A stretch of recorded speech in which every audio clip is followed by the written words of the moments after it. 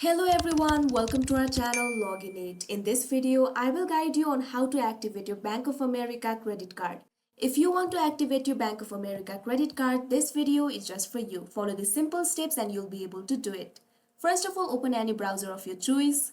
Now click on the search bar and type www.bankofamerica.com. Press enter.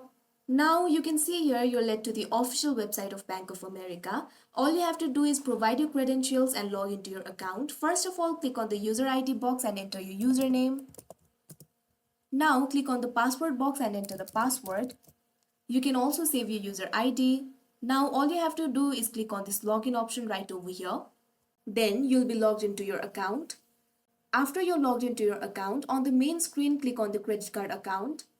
On the credit card account page, click on Information and Services, then scroll down and click on Manage Card Settings section.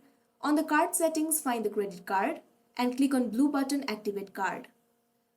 Now it will say card activated. It means that Bank of America customized cash rewards credit card is active and ready to use. So that is how you activate Bank of America credit card. I hope you found this video helpful. Thank you for watching. Make sure to like, share and subscribe to our channel.